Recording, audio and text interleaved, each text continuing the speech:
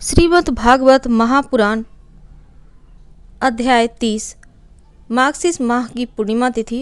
चलिए सुनते हैं। इस दिन गजेंद्र मोक्ष का पाठ सुना जाता है। गजेंद्र मोक्ष हिंदी में। श्री सुखदेव जी कहते हैं, बुद्धि के द्वारा पिछले अध्याय में वर्णित रीति से निश्चय करके तथा मन को हृदय देश में स्थिर करके वह गजराज अपने पूर्व जन्म में सीख कर कंठस्थ किए हुए सर्वश्रेष्ठ एवं बार बार दोहराए जाने योग्य स्रोत से पाठ करने लगा।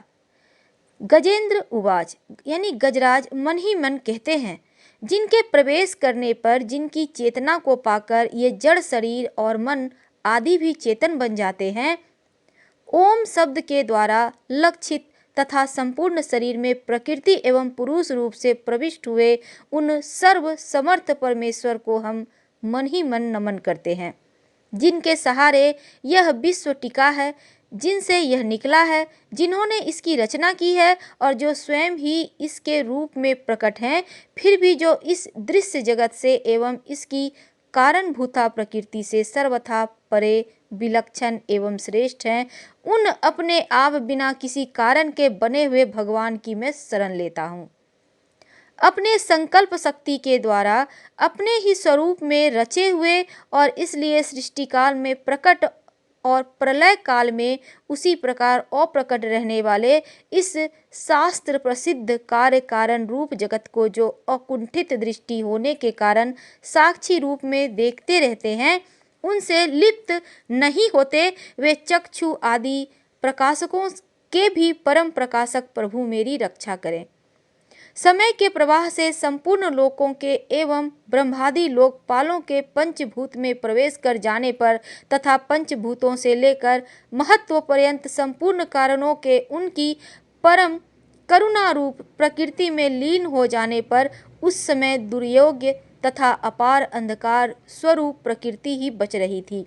उस अंधकार के परे अपने परम धाम में जो सर्वव्यापक भगवान सब ओर प्रकाशित रहते हैं, वे प्रभु मेरी रक्षा करें। भिन्न भिन्न रूपों में नाट्य करने वाले अभिनेता के वास्तविक स्वरूप को जिस प्रकार साधारण दर्शक नहीं जान पाते, उसी प्रकार सत्व प्रधान देवता तथा ऋषि भी जिनके स्वरूप को नहीं जानते, फिर दूसरा साधारण जीव तो कौन जान अथवा वर्णन कर सकता है। वे दुर्गम चरित्र वाले प्रभु मेरी रक्षा करें। आसक्ति से सर्वदा छूटे हुए संपूर्ण प्राणियों में आत्मबुद्धि रखने वाले सबके अकारण हितु एवं अतिशय साधु स्वभाव मुनिगण, जिनके परम मंगलमय स्वरूप का साक्षात्कार करने की इच्छा से वन में रहकर अखंड ब्रह्मचर्य आदि अलौकिक व्रतों का पालन करते हैं, वे प्रभु ही मेरी गति हैं। जिनका हमारी तरह कर्मवश ना हो तो जन्म होता है और ना जिनके द्वारा अहंकार प्रेरित कर्म ही होते हैं, जिनके निर्गुण स्वरूप का ना तो कोई नाम है ना ही रूप, फिर भी समयानुसार जगत की सृष्टि एवं प्रलय के लिए स्वेच्छा से जन्म आदि को स्वीकार करते हैं, उन अनंत शक्ति संपन्न पर ब्रह्म परमेश्वर को नमस्कार है। उन प्राकृत आकार रहित एवं अनेकों आकार वाले अद्भुत कर्मा भगवान को बारंबार नमस्कार है। स्वयं प्रकाश एवं सबके साक्षी परमात्मा को नमस्कार है। उन प्रभु को जो नम वाणी एवं चित्त वृत्तियों से भी सर्वथा परे हैं, बार बार नमस्कार है। विवेकी पुरुष के द्वारा सत्व गुण विशिष्ट निर्वृत्ति धर्म के आचरण से प्राप्त होने योग्य मोक्ष सुख की अनुभूति रूप प्रभु को नमस्कार है। सत्वगुण को स्वीकार करके शांत, रजोगुण को स्वीकार करके घोर एवं तमोगुण को स्वीकार करके मूढ़ से प्रतीत होने वाले भेद रहित अतएव सदा समभाव से स्थित ज्ञान घन प्रभु को नमस्कार है। शरीर इंद्रिय आदि के समुदाय रूप संपूर्ण पिंडों के ज्ञाता, सबके स्वामी एवं साक्षी रूप आपको नमस्कार है। सबके अंतर्यामी प्रकृति के भी परम कारण किंतु स्वयं कारण रहित प्रभु को नमस्कार है। संपूर्ण इंद्रियों एवं उनके विषयों के ज्ञाता, समस्त प्रतीतियों के कारण रूप संपूर्ण जड़ प्रपंच एवं सबकी मूलभूता अविद्या के द्वारा सूचित होने वाले तथा संपूर्ण विषयों में अविद्या रूप से भासने वाले आपको नमस्कार है। सबके कारण किंतु स्वयं कारण रहित तथा कारण होने पर भी परिणाम रहित होने के कारण, अन्य कारणों से विलक्षण कारण आपको बार बार नमस्कार है। संपूर्ण वेदों एवं शास्त्रों के परम तात्पर्य मोक्ष रूप एवं श्रेष्ठ पुरुषों की परम गति भगवान को नमस्कार है। जो त्रिगुण रूप काष्ठों में छिपे हुए ज्ञान रूप अग्नि हैं, उक्त गुणों में हलचल होने पर जिनके मन में सृष्टि रचने की ब्रह्म वृत्ति जागृत हो उठती है तथा आत्म तत्व की भावना के द्वारा विधि निषेध रूप शास्त्र से ऊपर उठे हुए ज्ञानी महात्माओं में जो स्वयं प्रकाशित हो रहे हैं, उन प्रभु को मैं नमस्कार करता हूँ। मुझे जैसे शरणागत पशु तुल्य अविद्याग्रस्त जीवों की अविद्या रूप फांसी को सदा के लिए पूर्ण रूप से काट देने वाले, अत्यधिक दयालु एवं दया करने में कभी आलस्य न करने वाले नित्य मुक्त प्रभु को नमस्कार है। अपने अंश से संपूर्ण जीवों के मन में अंतर्यामी रूप से प्रकट रहने वाले सर्व नियंता अनंत परमात्मा आपको नमस्कार है। शरीर, पुत्र, मित्र, घर, संपत्ति एवं कुटुंबियों में आसक्त लोगों के द्वारा कठिनता से प्राप्त होने वाले तथा मुक्त पुरुषों के द्वारा अपने हृदय में निरंतर चिंतित ज्ञान स्वरूप सर्वसमर्थ भगवान को नमस्कार है। जिन्हें धर्म अभिलाषित भोग, धन तथा मोक्ष की कामना से भजने वाले लोग अपनी मनचाही गति पा लेते हैं, अपितु जो उन्हें अन्य प्रकार से अयाचित भोग एवं अविनाशी शाश्वत शरीर भी देते हैं, वे अतिशय दयालु मुझे इस विपत्ति से सदा के लिए उबार ले। जिनके अनन्य भक्त जो वस्तुतः एकमात्र उन भगवान के ही शरण हैं, धर्म, अर्थ आदि किसी भी पदार्थ को नहीं चाहते, परंतु उन्हीं के परम मंगलमय एवं अत्यंत विलक्षण चरित्रों का गान करते हुए आनंद के समुद्र में गोते लगाते रहते हैं, उन अविनाशी सर्वव्यापक सर्वश्रेष्ठ ब्रह्मादि के भी नियामक और भक्तों के लिए प्रकट होने पर भी भक्ति योग द्वारा प्राप्त करने योग्य, अत्यंत निकट होने पर भी माया के आवरण के कारण अत्यंत दूर प्रतीत होने वाले, इंद्रियों के द्वारा अगम्य तथा अत्यंत दुर्विवेज्ञ, अंत रहित किंतु सबके आदि कारण एवं सब ओर से परिपूर्ण उन भगवान की मैं स्तुति करता हूँ। ब्रह्मादि समस्त देवता, चारों वेद तथा संपूर्ण चराचर जीव नाम और आकृति भेद से जिनके अत्यंत क्षुद्र अंश के द्वारा रचे गए हैं, जिस प्रकार प्रज्वलित अग्नि से लपटें तथा सूर्य से किरणें बार बार निकलती हैं और पुनः अपने कारण में लीन हो जाती हैं, उसी प्रकार बुद्धि, मन, इंद्रिय और नाना योनियों के शरीर, यह गुणमय प्रपंच जिन स्वयं प्रकाश परमात्मा से प्रकट होता है और पुनः उन्हीं में लीन हो जाता है, वे भगवान ना तो देवता है, न असुर है, न मनुष्य है, न निर्यक मनुष्य से नीची पशु पक्षी आदि किसी भी योनि के प्राणी हैं, ना वे स्त्री हैं, न पुरुष, न नपुंसक ही हैं, ना वे ऐसे कोई जीव हैं जिनका इन तीनों ही श्रेणियों में समावेश हो सके, ना वे गुण, न कर्म, न कार्य, ना ही कारण ही, सबका निषेध हो जाने पर जो कुछ बचा रहता है वही उनका स्वरूप है और वे ही सब कुछ हैं। ऐसे भगवान मेरे उद्धार के लिए आविर्भूत हों। मैं इस ग्राह के चंगुल से छूटकर जीवित नहीं रहना चाहता, क्योंकि भीतर और बाहर सब ओर से अज्ञान से ढके हुए इस हाथी के शरीर से मुझे क्या लेना है।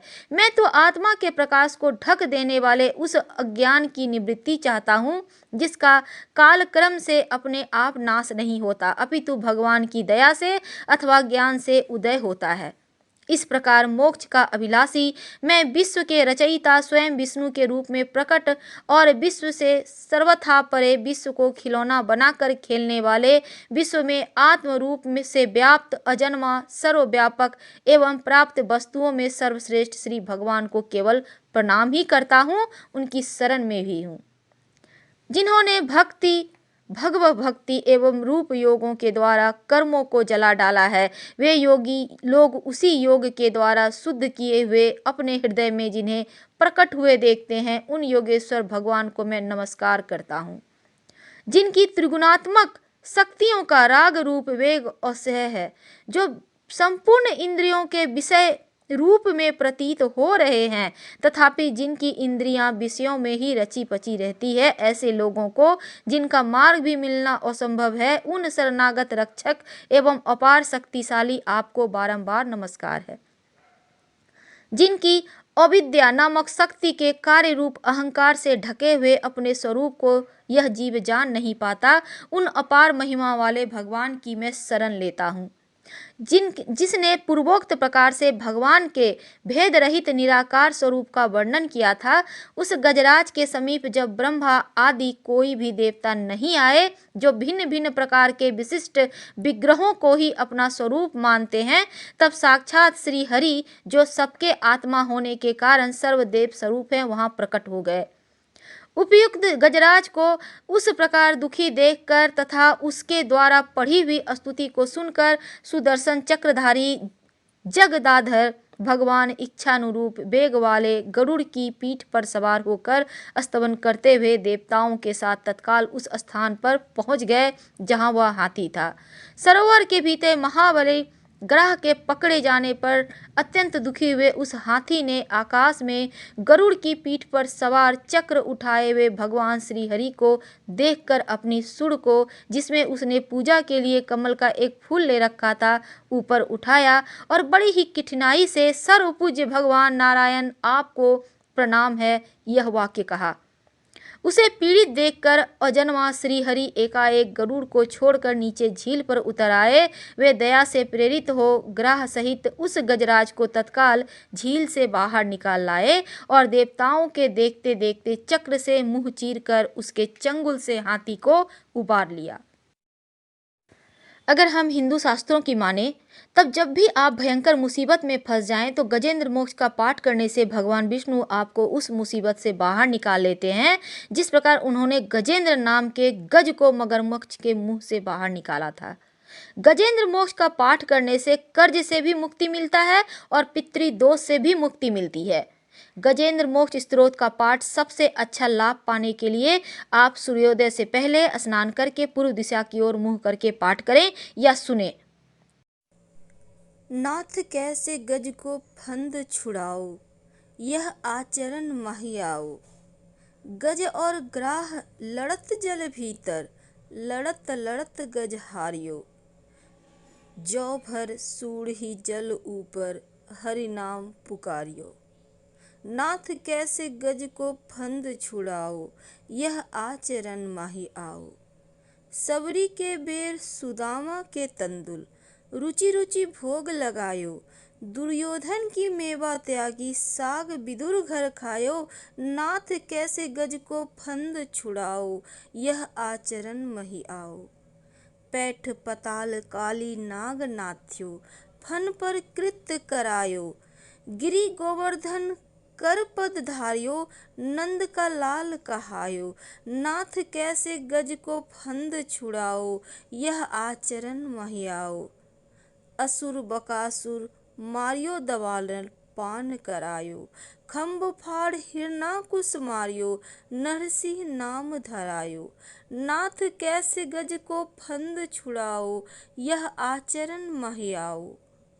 अजामिल गज गनिका तारी, द्रौपदी चीर बढ़ायो।